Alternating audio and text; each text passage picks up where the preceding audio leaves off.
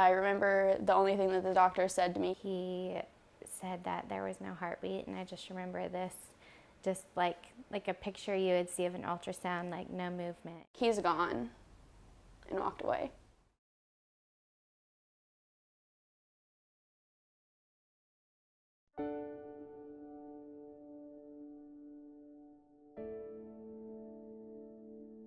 What did I do to make this happen?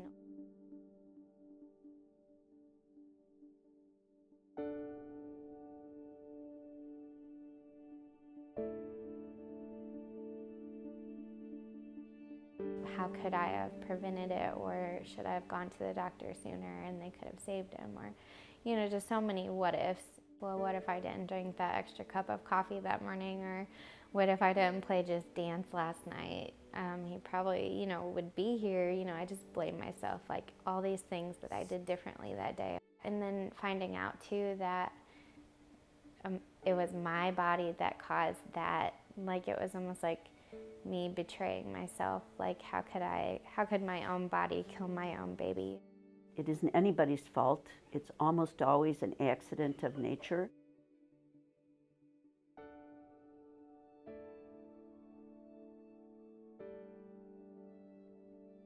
What if I could have done something differently. I could have woke up sooner and maybe he would have still been breathing. He was in his crib. He had we don't smoke. We don't do any of the things that, you know, have the signs of SIDS or anything. And I woke up and he was gone.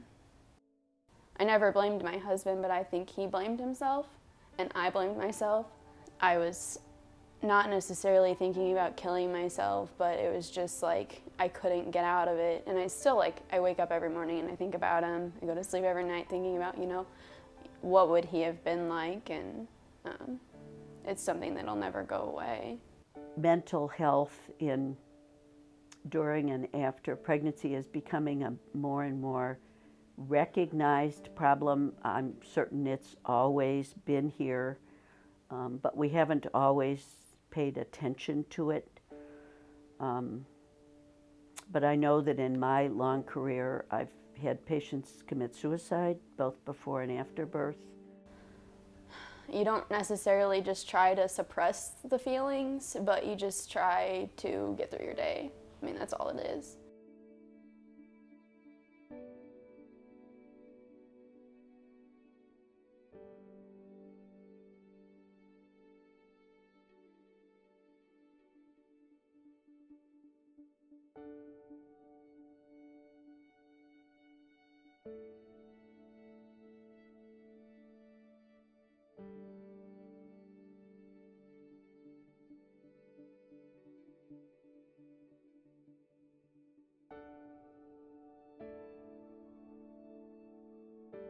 Well, we ought to change the whole healthcare system so that everybody has access to care from conception to death.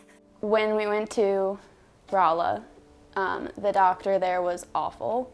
He was not sympathetic at all. The nurses did the most of everything, and I just stood there and wept. Some women have had a bad experience with a caregiver in the past, and so they don't want that to happen again, and so they don't go to the doctor when they're pregnant. I went up to St. Luke's and I got a new OBGYN, and he is absolutely amazing. Like, any questions I have, no matter, it doesn't matter.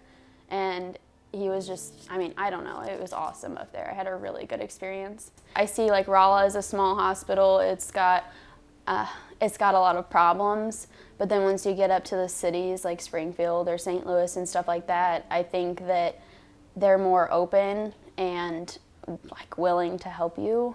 When we were pregnant with Sadie, our daughter, she's 4 now, we got pregnant with her 6 months after we lost Colby, and we were not planning on getting pregnant that quickly. We wanted to wait and just give ourselves time. So we got pregnant with her, and it was so scary. We didn't know what had happened with Colby.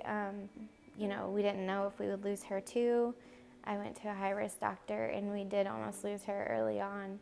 a lot of the time you don't get the option to have a high-risk doctor until you've lost multiple babies. And so for me, I had a miscarriage before we had Colby, but I technically was supposed to have one more loss before I was allowed to see a high-risk doctor. I don't understand at all why you would have to go through these losses for you to be able to see a high-risk doctor.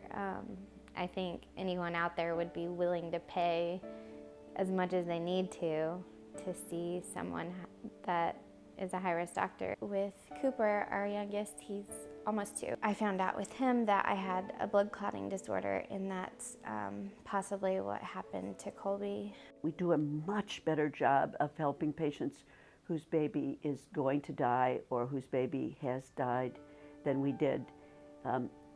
When I started obstetrics, we took a dead baby out of the room and thought it was cruel to have the parents see the baby. And we now know that it's almost impossible to adequately grieve for a baby that you haven't seen dead. We were like, we want this treated like a normal birth, because he was our first baby, and so we just wanted that normal experience. That's one of the most important things we do. I mean, as far as I'm concerned, almost anybody can deliver a healthy 7-pound term baby. But it's hard to take care of people when you know their baby's going to die. We got to give him a bath and hold him and just sing to him and, you know, treat him like he was alive. And I think that for us was really a big deal, because just gave us some sort of closure. Helping them make it the most gentle experience it can be for them. We take pictures, we do footprints and handprints, and give them a blanket and give them memories of that baby. And that makes a huge difference for parents. We urge them to call the baby by name, and we call the baby by name. And it just changes life for people when it's done well. I got pregnant really soon after I lost him, so it was kind of hard. I just felt like I wasn't going to be attached to the baby. I was worried about, like, oh, I just lost my son, so am I going to be able to love this one the same way, or am I just going to be scared the whole time? We named her after Gene Autry, which is a classic country singer. He sung You Are My Sunshine, and that was what I would always sing to Jace. So we named her Autry. I feel like if she wouldn't have came into the picture and I didn't get pregnant when I did, I would be in a really dark place. I feel like nobody understands it until it's happened to them or someone close to them. Like, they don't, you know, people just try to push it under the rug and act like it didn't happen, and that's not what moms want of, you know, people. That we have lost our son. He was here, you know, so we don't want them to just, like, forget about it or be scared to bring him up, because that was our life, you know. I didn't know anybody who had had a stillbirth or baby loss or anything. Even my own grandma had lost a baby, and I didn't know about it until after I had lost Colby. And then all of these people started messaging me or calling me and saying, hey, I know I've been there, I know how it is. I thought I was one of those people like, oh, that'll never happen to me. You know, I was friends with Jess, and I was like, okay, well, you know, I hope that never happens to me. And I couldn't even imagine what I would do, but.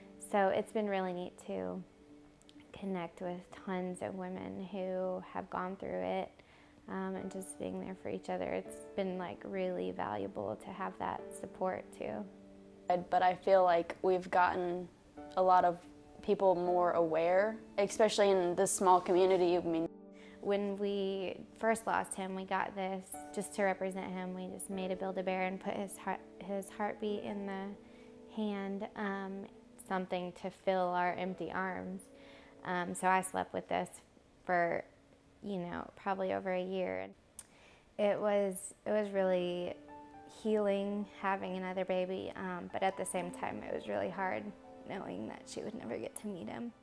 I gave it to her to sleep with, so she sleeps with it and carries it around, and we have it in our family pictures.